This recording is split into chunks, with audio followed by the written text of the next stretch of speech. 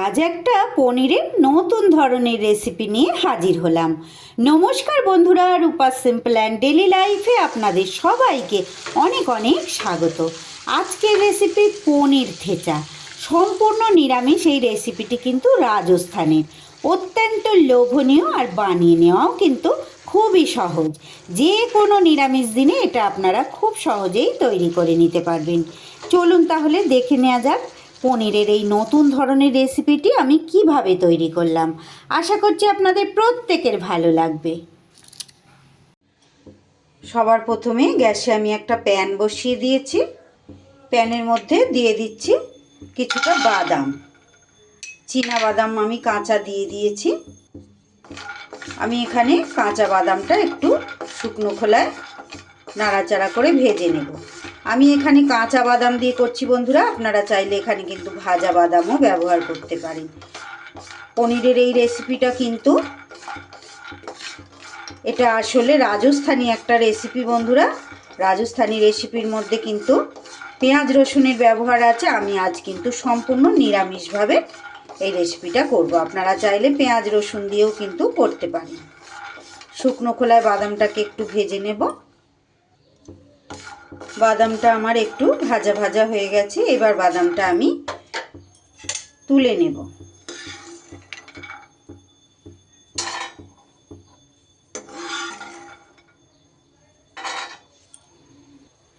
বাদামটা তুলে নিয়ে এই প্যানের মধ্যে দিয়ে দিচ্ছি 1 চামচের মতো রাইস ব্র্যান অয়েল।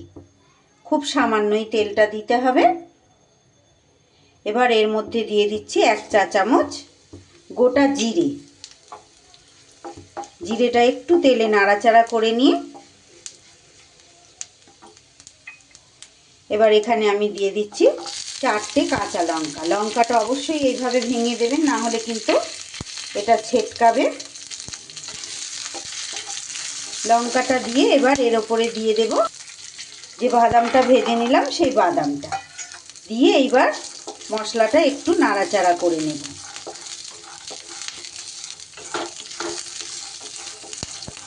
এইভাবে একটু ভাজা ভাজা করে নিতে হবে। খুব লোভনীয় অথচ বানিয়ে নেওয়াও খুব সহজ বন্ধুরা পনিরের এই থেচা রেসিপি। লো আঁচে কিন্তু এটা করতে হবে। আমার এটা ভাজা ভাজা হয়ে গেছে। এবার আমি গ্যাসটা বন্ধ করে এই সব মশলাটুকু তুলে নেব।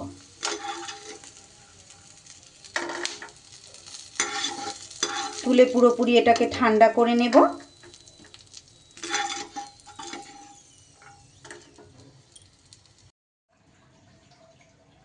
এইবার এখানে আমি 300 গ্রাম পনির নিয়ে নিয়েছি। পনিরটাকে আমি এবার চৌকো শেপে কেটে নেব। আমার চ্যানেলে নিত্য নতুন রেসিপি পেতে প্লিজ বন্ধুরা আমার চ্যানেলটাকে সাবস্ক্রাইব করুন। পাশে থাকা বেল আইকনটাকে অল করে দিন, যাতে যে কোনো রকম নতুন ভিডিও আপলোড করলে সাথে সাথে আপনাদের কাছে নোটিফিকেশান পৌঁছে যায়, আর আপনারা সেটা সময় সুযোগ মতো দেখে নিতে পারেন। আমার চ্যানেলে নতুন বন্ধু পুরনো বন্ধু সব বন্ধুদের একরাশ ভালোবাসা, অনেক অনেক শুভেচ্ছা, অনেক শুভকামনা বন্ধুরা। আমার আজকের রেসিপিটি যদি আপনাদের ভালো লাগে প্লিজ বন্ধুরা একটা লাইক করে দেবেন, ছোট্ট একটা কমেন্ট করে জানিয়ে যেতে ভুলবেন না যে আমার আজকের এই নিরামিষ লোভনীয় পনিরের রেসিপিটি আপনাদের কেমন লাগলো। ভালো লাগলে একটু বেশি বেশি করে বন্ধু বান্ধবের মাঝে শেয়ার করে দেবেন, আর অবশ্যই বাড়িতে এইভাবে একবার ট্রাই করবেন। এইভাবে চৌকো চৌকো শেপ করে একটু বড় মানে মাঝারি সাইজ, না খুব বড় না খুব ছোট, এইভাবে কিন্তু পুরো পনিরটাকে আমি টুকরো করে কেটে নিচ্ছি। একদম সহজ একটা রেসিপি বন্ধুরা, খুব চটজলদি হয়েও যাবে। রাতের বেলা মানে ডিনারে আপনাদের কি বানাবেন চিন্তা করছেন, ঝট করে কিন্তু খুব অল্প সময়ে এই পনিরের রেসিপিটা আপনারা কিন্তু বানিয়ে নিতে পারবেন। আমার পনিরটা টুকরো করে কাটা হয়ে গেল। এইদিকে মশলাটা কিন্তু আমার বেশ ঠান্ডা হয়ে গেছে। এবার একটা মিক্সির বাটিতে আমি এই মশলাটা পুরো নিয়ে নেব।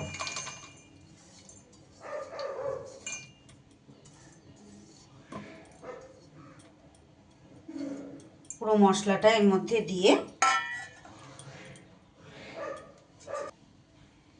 এরই মধ্যে দিয়ে দেব আমি ডাঁটি শুদ্ধ কিছুটা ধনেপাতা দিয়ে দিচ্ছি, খুব সামান্য পরিমাণ একটু জল। এইবার এটা একটা মিহি পেস্ট আমি তৈরি করে নেব। এইবার আবারও আমি গ্যাসে প্যানটা বসিয়ে দিয়েছি, দিয়ে এর মধ্যেই দিয়ে দিচ্ছি পরিমাণ মতো রাইস ব্র্যান অয়েল। এই রেসিপিটা কিন্তু সাদা তেলেই করতে হবে বন্ধুরা। তেলটা গরম হলে সবার প্রথমে আমি দিয়ে দেব এখানে সামান্য পরিমাণ একটু হিং। হিংটা দিয়ে এইবার আমি কেটে রাখা পনিরগুলোকে দিয়ে দেব।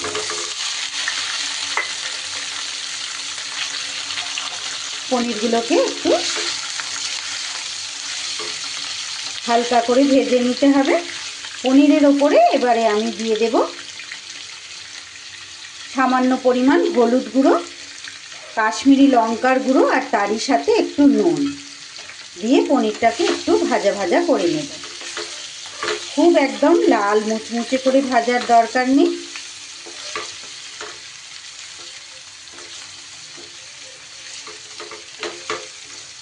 দারুণ লোভনীয় স্বাদের এই রেসিপিটা হয় বন্ধুরা। রুটি পরোটার সাথে তো দারুণ লাগে, ভাতের সাথেও কিন্তু আপনারা এটা খেতে পারবেন। আমার আজকের রেসিপি যদি আপনাদের ভালো লাগে প্লিজ বন্ধুরা একটা লাইক করে দেবেন, ছোট্ট একটা কমেন্ট করে জানিয়ে যেতে ভুলবেন না যে কেমন লাগলো।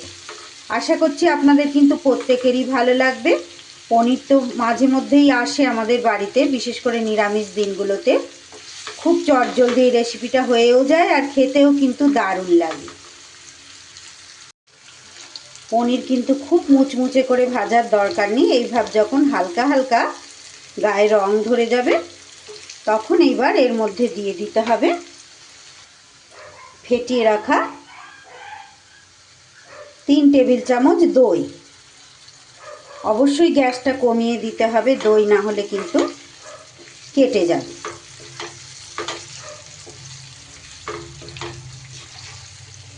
দইটা দিয়ে এইভাবে একটু নাড়াচাড়া করে মিশিয়ে নিয়ে কষিয়ে নিতে হবে। দইটা দিয়ে একটু সময় এইভাবে কষিয়ে নেবার পর এইবার আমি দিয়ে দেব যে মশলাটা আমি পেস্ট করলাম, সেই মশলাটা যে একদম মিহি করে পেস্ট করতে হবে তা না বন্ধুরা, একটু খিচড়েকে মশলাটা এইভাবে পেস্ট করে নেবেন। এবার মশলাটা দিয়ে খুব ভালো করে কষিয়ে নিতে হবে। একদম লো আঁচে মশলাটা দিয়ে এইভাবে বেশ কিছুটা সময় মশলা আমার খুব ভালো করে কষিয়ে নিতে হবে।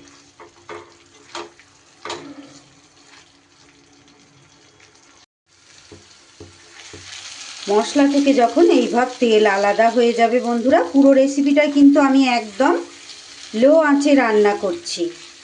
মশলা থেকে যখন তেলটা এইভাবে আলাদা হয়ে যাবে, এইবার এই পর্যায়ে এখানে আমি দিয়ে দিচ্ছি আরও একটু নুন, আর তারই সাথে দিয়ে দিচ্ছি অল্প পরিমাণ একটু চিনি, আর দিয়ে দিচ্ছি 2টো মুখ ফাটানো চেরা কাঁচা লঙ্কা দিয়ে এইবার এখানে আমি সামান্য পরিমাণ জল অ্যাড করব। এই রেসিপি কিন্তু একদম মাখা মাখা হবে, ঝোল ঝোল একেবারেই হবে না। মশলার বাটিটার মধ্যেই একটু জল নিয়ে আমি এখানে অ্যাড করে দিচ্ছি।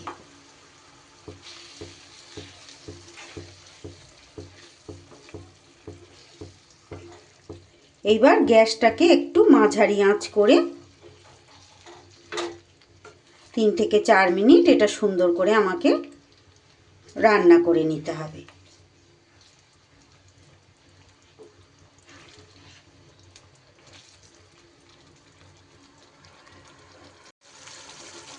3-4 মিনিট এরকম সুন্দর করে রান্না করে নেবার পর এইবার কিন্তু রেসিপিটা আমার রেডি হয়ে গেছে। এইভাবে মাখা মাখাই হবে এই রেসিপিটা। আমার চ্যানেলে নিত্য নতুন রেসিপি পেতে প্লিজ বন্ধুরা আমার চ্যানেলটাকে সাবস্ক্রাইব করুন, পাশে থাকা বেল আইকনটা অল করে দিন যাতে যে কোনো রকম নতুন ভিডিও আপলোড করলে সাথে সাথে আপনাদের কাছে নোটিফিকেশান পৌঁছে যায় আর আপনারা সময় সুযোগ মতো দেখে নিতে পারেন। রেসিপি কিন্তু আমার রেডি হয়ে গেছে বন্ধুরা, দেখুন দেখতে কতটা লোভনীয় হয়েছে। চিনিটা যে শেষে আমি অ্যাড করলাম ওটা চাইলে আপনারা নাও দিতে পারেন বন্ধুরা। তবে পনিরের এই থেচা রেসিপির মধ্যে পনির কিন্তু একটু এরকম মিষ্টি মিষ্টি খেতে ভালো লাগে, তাই চেষ্টা করবেন অবশ্যই একটু চিনি এখানে অ্যাড করার। এবার গ্যাস আমি বন্ধ করে দেব। ব্যাস আমার তৈরি হয়ে গেল পনিরের থেচা। আজকের রেসিপিটি কেমন লাগলো বন্ধুরা? ভালো লাগলে অবশ্যই বাড়িতে এইভাবে ট্রাই করবেন আর একটু বেশি বেশি করে সকলের মাঝে শেয়ার করে দেবেন। আজকের রেসিপি তাহলে এখানেই শেষ করছি বন্ধুরা। সবাই খুব ভালো থাকবেন, সুস্থ থাকবেন। আবারও ফিরে আসছি এমনই কোনো লোভনীয় নতুন রেসিপির সাথে। আজ তাহলে আসি, সকলকে অসংখ্য অসংখ্য ধন্যবাদ জানিয়ে আজকের রেসিপি শেষ করছি বন্ধুরা।